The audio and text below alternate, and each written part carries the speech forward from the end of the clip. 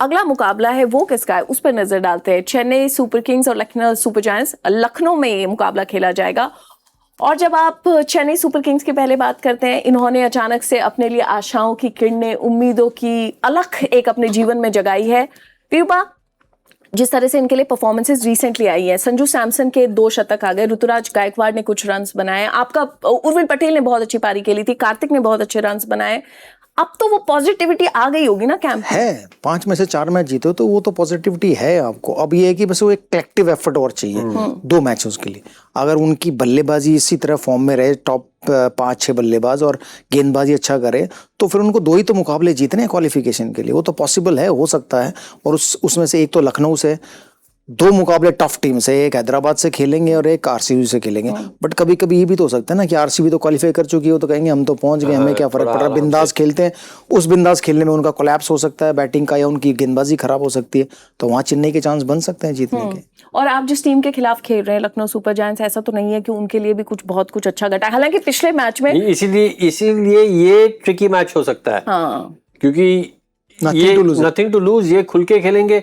और इनके मैं तो कहते आ रहा हूँ कि यार लखनऊ सुपर जायंट्स के पास मैच विनर्स है। बल्लेबाजी में इनकी गेंदबाजी तो बढ़िया कर रही है। इन्होंने इस साल इनको किस डिपार्टमेंट ने निराश किया है? ये बल्लेबाजी का डिपार्टमेंट। लेकिन बल्लेबाजी में Mitchell Marsh, Nicholas Pooran, Rishabh, Aiden Markram X एक्स फैक्टर बल्लेबाज है। अगर इनका दिन चल गया तो बड़ा मुश्किल हो सकता है। लेकिन मैंने कहा कि सीएसके टॉप 4 में आएंगे तो सीएसके को ही बैक करना पड़ेगा।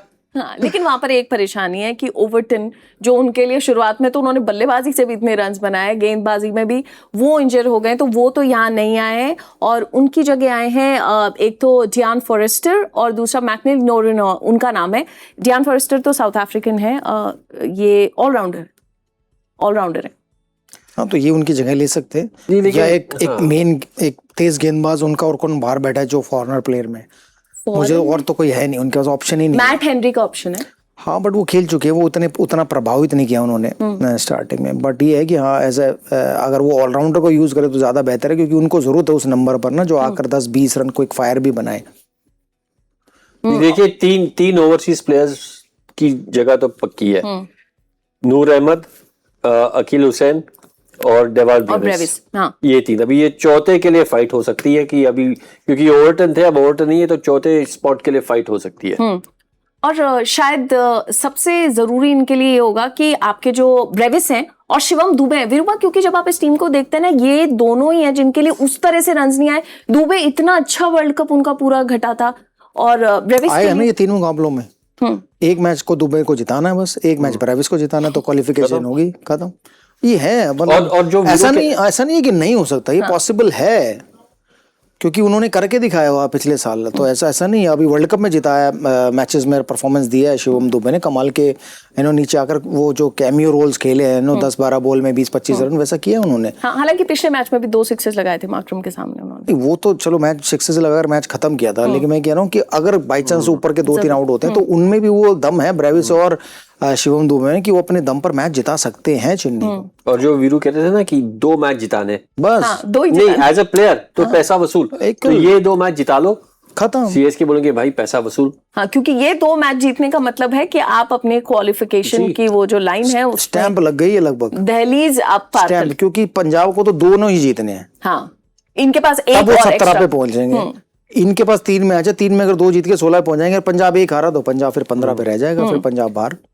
टीम एक बार देख लेते हैं। चेन्नई सुपर किंग्स, हाँ, ये 12 अंकों पर है। अब लखनऊ सुपर जायंट्स, इनके लिए भी सफर खत्म हो चुका है, लेकिन हमने एक और चीज देखी है, जो आज मुंबई ने किया वो लखनऊ करने की भी क्षमता रख सकता है कभी कभी। पिछला मैच ही सीएसके के साथ। जी बिल्कुल, क्योंकि कोई टीम को ये नहीं कि उनको लास्ट स्पॉट पे आना है, तो ये इनकी फाइट होगी अब मुंबई के आगे जाने के लिए, क्योंकि ये लास्ट नहीं आना है, हमको मुंबई के आगे जाना है। तो ये भी इनके लिए ये मोटिवेशन रहेगा कि लास्ट नहीं आना है, मुंबई के आगे जाना है। और पिछले मैच में जो इंग्लिश ने खेला है, उन्होंने 85 रन बनाए थे 33 गेंदों पर। हालांकि लखनऊ की सबसे बड़ी परेशानी यही रही ना कि उन्होंने शुरुआत अच्छी दे दी, लेकिन उसके बाद भी इनका कोलैप्स हुआ था। बट उनका मिडिल ऑर्डर रन नहीं बना रहा, उनका बेसिकली ऋषभ पंत के रन नहीं बन रहे हैं, क्योंकि ऋषभ पंत भी वो कड़ी हैं बीच में खेलते हैं, तो वो उनका रन बनाना बहुत जरूरी है। तो एटलीस्ट वो आउट हो जाते हैं तो फिर उनके बाकी के और बल्लेबाज ना, हिम्मत सिंह ने ऐसा कुछ खास किया, रघुवंशी ने एक आधे मैच में बनाया, हिम्मत सिंह ने वो 20-20 30 की पारियां खेली हैं।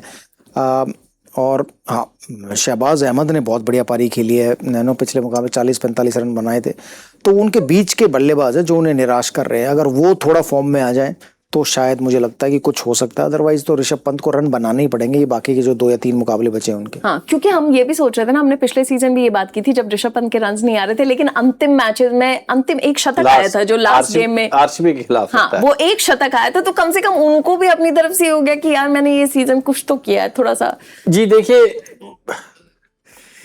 एज अ बैट्समैन ना, अगर आपने अंत में रन बनाए जब टूर्नामेंट में कुछ बचा नहीं है, ठीक है आप खुश हो गए कि आपने 100 रन बनाए, लेकिन आपकी सोच हमेशा होती है कि ये ओवरऑल कंट्रीब्यूशन, टीम के कंट्रीब्यूशन के लिए कुछ नहीं था। आप इंडिविजुअली आप सोच सकते हो कि हाँ मैंने एक 100 बनाया, लेकिन आप चाहते हो कि आपका ये कंट्रीब्यूशन शुरुआत से रहे और टीम को प्लेऑफ्स की तरफ ले जाए। क्योंकि अब कहानी सीधी सीधी है, चेन्नई सुपर किंग्स वो चाहेंगे कि कल का मुकाबला जीत कर अपनी पोजीशन को स्ट्रेंथन करे। तो मैं आप दोनों से पूछना चाहती हूँ, आपके लिए प्लेयर्स टू वॉच आउट कौन है? मेरे लिए ऋषभ पंत है और उधर शिवम दुबे। कि मैं तो जाऊंगा उर्विल पटेल के साथ, जिस तरह से उन्होंने पिछले मैच में बल्लेबाजी की थी धमाकेदार। मैं तो उर्विल पटेल के साथ जाऊंगा, और एलएसजी के लिए मैं जाऊंगा मिचेल मार्श के साथ।